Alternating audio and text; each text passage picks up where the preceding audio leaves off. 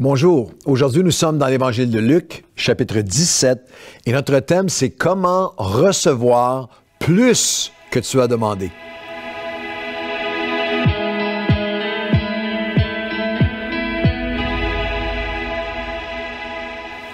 Bon matin à tous et bienvenue aujourd'hui à ce café matinal. Nous traversons les évangiles chapitre par chapitre avec un café matinal par chapitre, l'évangile de Matthieu et de Marc est déjà là, l'évangile de Luc. Nous sommes rendus au chapitre 17 aujourd'hui et quel encouragement de recevoir de recevoir les courriels de plein de gens qui me disent « Je découvre les évangiles comme j'avais jamais découvert auparavant ». Des gens qui même, j'étais assez ému de lire des témoignages de personnes, même de chrétiens de longue date, qui me disaient « J'arrivais pas à avoir un temps de dévotion de manière régulière, un temps avec Dieu, mais maintenant avec les cafés matinaux, le café matinal me propulse. Il y a quelqu'un qui m'a écrit, le café matinal me donne une rampe de lancement à chaque fois pour aller dans un temps de prière sur lequel je peux. C'est ça notre intention. Alors aujourd'hui, nous sommes dans Luc chapitre 17 et notre thème c'est pour recevoir encore plus que ce que tu as demandé. Mon but aujourd'hui est de vous donner accès à une catégorie, un groupe de croyants qui, selon Jésus, est un 10%. Il y a 90% qui manquent cette vérité biblique, qui y échappent, qui n'entrent pas dans cette dimension. Et si je peux vous y conduire aujourd'hui, vous allez trouver un accès pour recevoir encore plus que ce que vous avez demandé. Vous savez que la parole de Dieu nous dit dans Éphésiens chapitre 3, les versets 20 et 21, « Or, à celui qui peut faire par la puissance qui agit en nous, infiniment au-delà de tout ce que nous demandons ou pensons. » Ce n'était pas seulement une promesse pour les disciples à l'époque, il y a 2000 ans.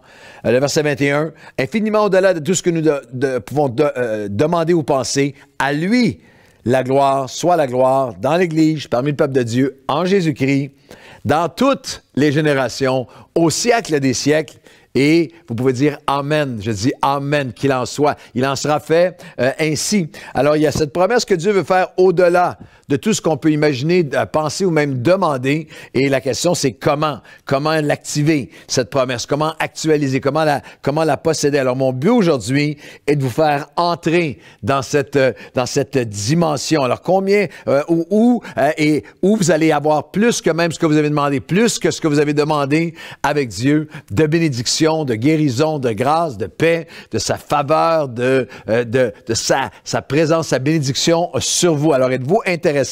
Combien d'entre vous désireraient entrer dans une dimension où j'ai même plus que ce que j'avais demandé? Alors, on va lire un texte magnifique ensemble dans Luc chapitre 17, notre chapitre aujourd'hui, à partir du verset 17 où nous lisons. « Jésus se rendant à Jérusalem passait entre la Samarie et la Galilée. Comme il entrait dans un village, 10 lépreux vinrent à sa rencontre. Se tenant à distance, ils élevèrent la voix et dirent, « Jésus, Maître, aie compassion de nous. » Aie pitié de nous, le mot est mieux traduit, je crois, compassion. Que toute ta miséricorde, ta compassion puisse se manifester envers nous. Dès qu'il les eut vus, il leur dit, « Allez vous montrer au sacrificateur. » Et pendant qu'ils y allaient, il arriva qu'ils soient guéris. Wow!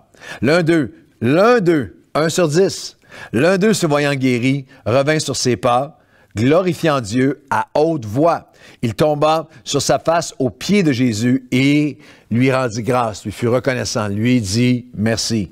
Et les 9 autres, alors Jésus prenant la parole dit, les 10 n'ont-ils pas tous été guéris? Et les 9 autres, où sont-ils? Ne s'est-il trouvé que ce Samaritain pour revenir et donner gloire à Dieu? Puis il leur dit, lève-toi, il lui dit, lève-toi, va, ta foi t'a sauvé. Luc 17 est rempli de témoignages extraordinaires de guérison, mais il y a un homme, notre ami ici, ce Samaritain qui a été guéri de la lèpre, mais qui a reçu en fait encore plus que ce qu'il avait demandé. Alors, pour recevoir plus que tu as demandé en une phrase dans notre texte aujourd'hui, si tu t'efforces de cultiver un cœur de gratitude et que tu apprends à exprimer ta gratitude, tu t'efforces de cultiver un cœur de gratitude, de reconnaissance, d'action de grâce, et que tu apprends à exprimer ta gratitude, tu vas entrer dans une dimension où tu vas expérimenter tellement plus avec Dieu. Si tu t'efforces de cultiver un cœur de gratitude et que tu exprimes ta gratitude, tu vas entrer dans une dimension où tu vas expérimenter encore plus avec Dieu que ce que tu avais demandé. Les 10 ont demandé à être guéris, l'ont été extérieurement, mais un a expérimenté encore plus. On va le lire dans un instant. Mais est entré dans une dimension où, lorsqu'il est revenu sur ses pas et qu'il a exprimé sa reconnaissance à Dieu, il a reçu encore plus. La gratitude, l'attitude de gratitude, la reconnaissance est une force, est un moteur pour nous propulser dans encore plus avec Dieu. Nous fait entrer dans une dimension. C'est une dynamique spirituelle extrêmement négligée, oubliée et extrêmement puissante. Quelques citations sur la gratitude. La gratitude, c'est l'antidote au ressentiment, à l'irritation et à la frustration.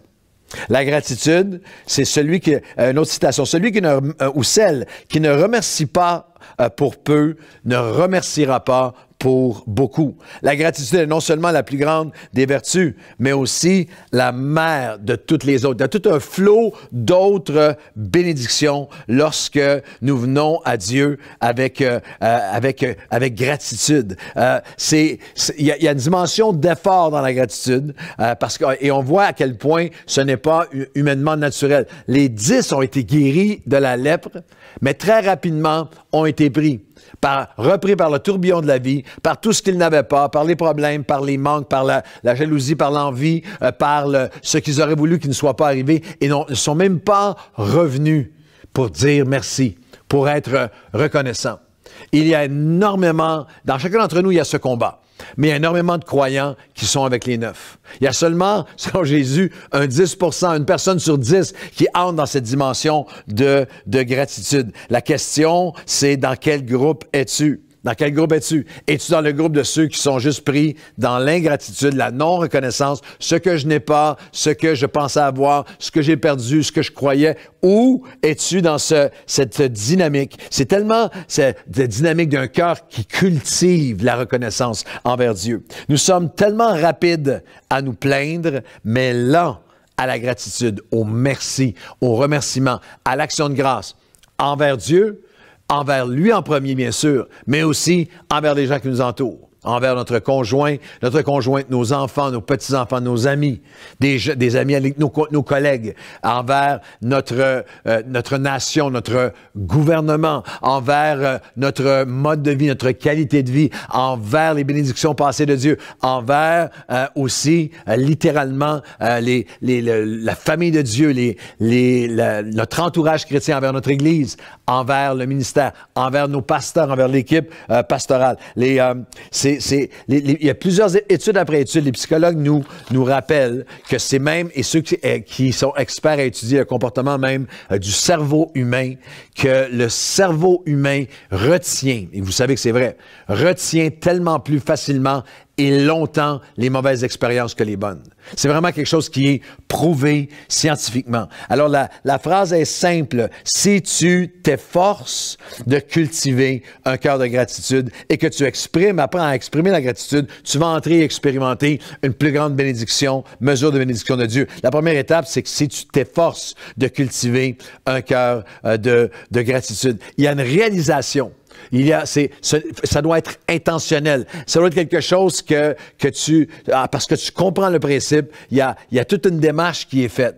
On nous dit que cet homme a fait plusieurs pas. L'un d'eux, se voyant guéri, il est revenu sur ses pas. Peut-être que tes pas ont été des pas d'ingratitude, des pas que ça va trop vite, des pas de ma tête, mes yeux, ma bouche, mon cœur rempli de ce que je n'ai pas, de ce qui m'a été enlevé, de ce que je trouve injuste, de ce qui est en retard, de ce qui me déplaît, me déçoit dans les gens autour de moi ou dans ma situation. L'un d'eux, se voyant guéri, est revenu sur ses pas. C'est l'effort nécessaire. Nous devons revenir sur nos pas et il a glorifié Dieu à haute voix. Il est tombé sur sa face au pied du Seigneur et il a rendu grâce. Jésus pose les questions à lesquelles il connaît déjà les réponses. Jésus, prenant la parole, leur dit, « Hey, les 10 n'ont-ils pas été guéris? » Oui, ils l'avaient été. Où et les 9 autres, où sont-ils? Nous avons reçu de Dieu et nous devons reconnaître, avoir une intentionnalité, un effort, reconnaître le besoin de donner gratitude à Dieu pour ce qu'il a fait pour nous. Reconnaître. Est-ce que la parole de la question de Jésus est encore pour toi et moi? Les 10 n'ont-ils pas été guéris? Oui. Nous avons tous des raisons d'être reconnaissants, de gratitude. Votre attitude de gratitude va déterminer votre altitude spirituellement. Le manque de gratitude empoisonne tout le reste, empoisonne tout. Mais la gratitude vient donner vie. Ça prend une intentionnalité, un effort même continu. Il est tellement plus facile. Nous n'avons pas besoin d'efforts pour être ingrat, pour continuer notre chemin, pour être avec les 9, pour les 9 qui ont murmuré, critiqué, maugré, jalousé, envié, oublié ou simplement négligé, de revenir à Dieu avec reconnaissance.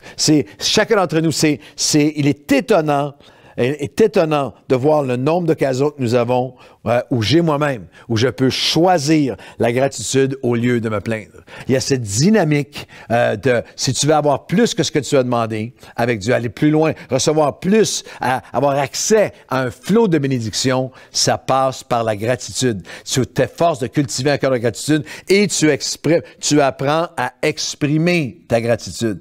Le verset 15 nous dit, l'un d'eux, se voyant guéri, il faut que tu prennes le temps de te voir, de voir ce que Dieu a fait, de voir comment Dieu t'a accompli, de voir les belles choses, de voir les bonnes choses, de voir, se voyant guéri, revient sur ses pas en glorifiant Dieu à haute voix. Il y a des étapes, il y a un processus à apprendre à exprimer notre gratitude à Dieu. Il a vu son état de guérison. Il est revenu sur ses pas. Il s'est mis à glorifier Dieu à haute voix. S'est mis à dire, et s'est jeté à genoux devant le Seigneur. Il tomba sur sa face aux pieds de Jésus et lui rendit grâce. Ressentir la gratitude et ne pas l'exprimer, c'est comme emballer un cadeau et ne pas le donner. Lorsque nous exprimons notre gratitude, nous ne devons jamais oublier que la profonde gratitude, lorsqu'elle est authentique, n'est pas seulement de lancer des paroles, mais de vivre par elles. D'exprimer. Est-ce que tu exprimes ta gratitude? C'était quand la dernière fois où tu t'es jeté au pied de Jésus pour dire à haute voix, merci Seigneur. Je te remercie, je m'arrête pour te donner gratitude, action de grâce, reconnaissance. C'était quand la dernière fois où tu as exprimé. La gratitude est un processus. La gratitude qui est non exprimée, la gratitude silencieuse. La vraie gratitude, elle est vocale, elle est focalisée. La gratitude silencieuse n'aide personne, ne soutient personne, n'encourage personne. Et même dans ta relation avec Dieu, il y a quelque chose de spirituel qui prend place. Lorsqu'à haute voix, tu exprimes ta gratitude à Dieu, il y a quelque chose, il y a un rappel à ton propre esprit de qui il est, de ce qu'il a fait. C'est ce qu'on fait ensemble, corporativement dans la louange, dans l'adoration, mais c'est ce que tu dois développer. Moi, j'ai toutes sortes de choses que je fais de manière concrète depuis des années. Je tiens un journal de gratitude, un journal sur les choses récentes, mais aussi à long terme, ce que Dieu a fait pour moi, la gratitude que je cultive. Si tu t'efforces de cultiver un cœur de gratitude et que tu apprends à exprimer ta gratitude. Est-ce que tu exprimes ta gratitude à ton épouse, à ton frère, à ta sœur, à tes parents, à tes enfants, aux gens autour de toi, aux gens avec qui tu travailles? Un leader qui veut bâtir une équipe doit apprendre à exprimer la gratitude. Alors, tu t'efforces d'avoir un cœur de gratitude, exprime ta gratitude. Et la dernière pensée, alors tu vas entrer dans une dimension où tu vas expérimenter tellement plus avec Dieu. Remarquez que tous ont été guéris extérieurement, temporairement, mais celui qui a exprimé la gratitude, celui qui a manifesté qui a cultivé un cœur de reconnaissance, Jésus lui dit, lève-toi, va, ta foi t'a sauvé. il y a une dimension, le mot qui est utilisé ici, c'est la plénitude du salut, non seulement extérieur, temporaire. Est-ce que je sais que vous avez déjà pensé à ça, mais les lépreux qui ont été guéris sont décédés d'autre chose. Et la guérison physique extérieure ne guérissait rien à l'intérieur.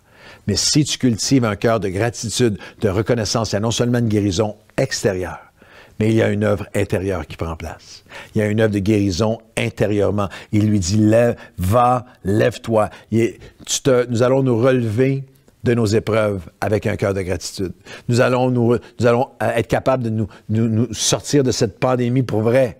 Non seulement en sortir parce que on commence à en émerger, mais sortir la pandémie de nous. Les frustrations, les colères, avec un cœur de gratitude, avec un cœur de reconnaissance. Alors aujourd'hui, je veux qu'on s'arrête ensemble aux pieds du Seigneur Jésus. Et Seigneur, nous ne serons pas parmi les 9, parmi le 90%, parmi la masse qui ont été bénis de toi, qui ont reçu de toi, mais n'ont pas su cultiver un cœur reconnaissant.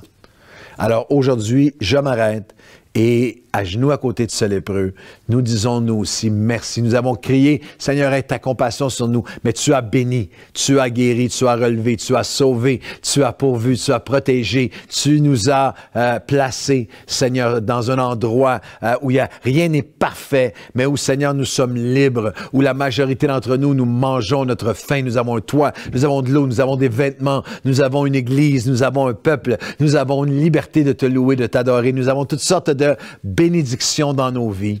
Alors aujourd'hui, tu demandes encore, où sont les 9 autres? Eh bien, nous voici. Si on s'est éloigné, on revient sur nos pas, on s'agenouille devant toi. Et Seigneur, on t'offre la reconnaissance, l'action de grâce. À haute voix, nous disons merci, Seigneur, pour tout comment tu nous as comblés. Aide-nous à exprimer notre reconnaissance, notre gratitude à toi et à tous ceux qui sont autour de nous. Et alors, nous allons expérimenter non seulement une guérison extérieure temporaire, mais une guérison au quotidien, profonde, intérieure, par ton esprit, dans le nom de Jésus. Amen et amen. Allez dire merci à quelqu'un aujourd'hui. Allez dire merci à Dieu. Bonne journée.